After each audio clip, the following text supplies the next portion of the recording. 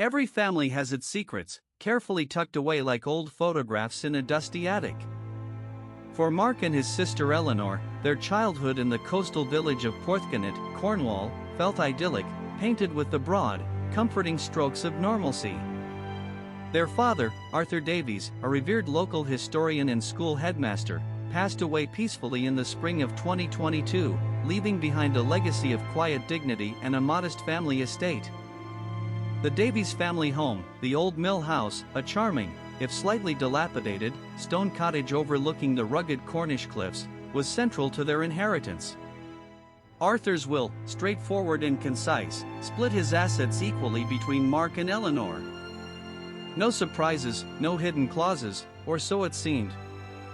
The initial probate process began as expected, a somber but routine affair, managed by the long-standing family solicitor, Mr. Alastair Finch.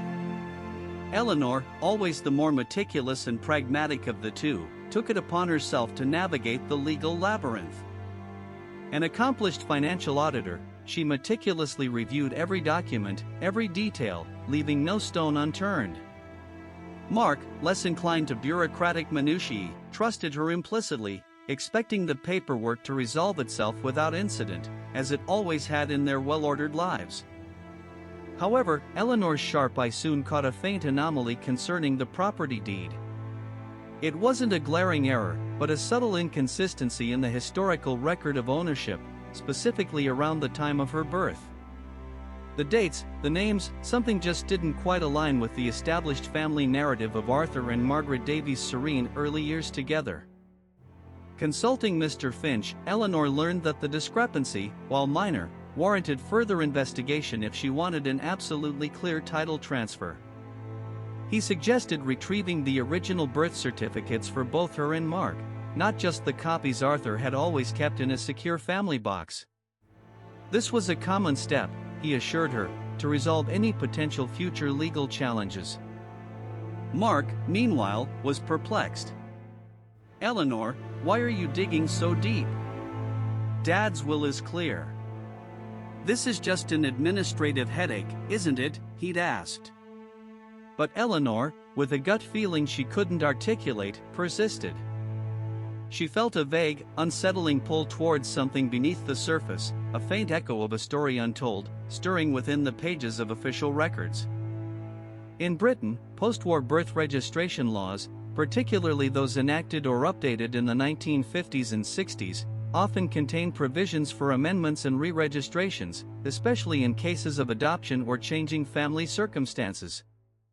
These provisions, while designed to protect privacy, could, decades later, create confusing paper trails for families seeking clarity. Eleanor's journey to the General Register Office in London to request the original certificates was more than a procedural step, it felt like an expedition. The sheer volume of archived records, the hushed reverence of the building, underscored the weight of personal history contained within its walls.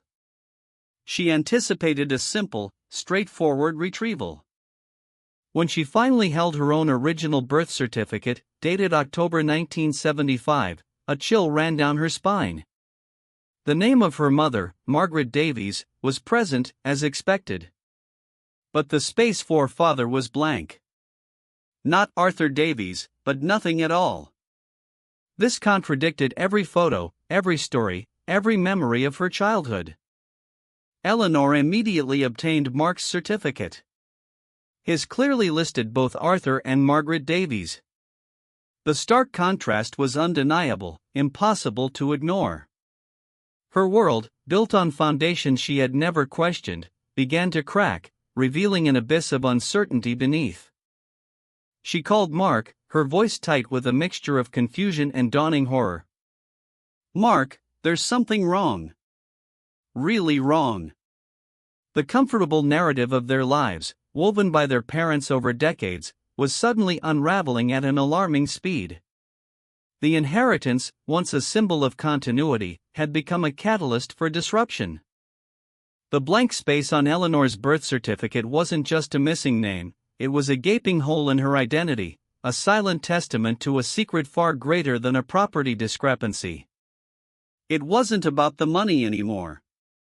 It was about truth. And the truth, it seemed, had been buried for nearly 5 decades, waiting for an inheritance claim to bring it to light. Mark arrived in Porthcanet within hours, his initial skepticism shattered by the urgency in Eleanor's voice. Together, they stared at the 2 certificates, one solid, one impossibly void. "It doesn't make any sense," Mark kept repeating, running a hand through his hair. "Dad was always. Dad. This must be a clerical error, right?" Eleanor, ever the auditor, was already piecing together a timeline. Her birth in 1975 meant that if Arthur wasn't her biological father, then their mother, Margaret, had been involved with another man either before or during her marriage to Arthur. The implications were staggering, rewriting their entire family history and their understanding of their parents' relationship. They decided to confront their mother, Margaret, though the thought filled them with dread. Margaret, frail and grieving for Arthur, lived a quiet life.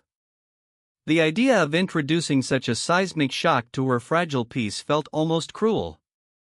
Yet, the truth, once glimpsed, demanded to be fully revealed, not just for Eleanor, but for their entire family's legacy. At the old mill house, surrounded by Arthur's cherished books and family photos, they gently presented the birth certificate to Margaret. Her reaction wasn't one of surprise, but a deep, sorrowful resignation. She took the document, her hands trembling, and confirmed their unspoken fear. "I hoped this secret would go to the grave with Arthur."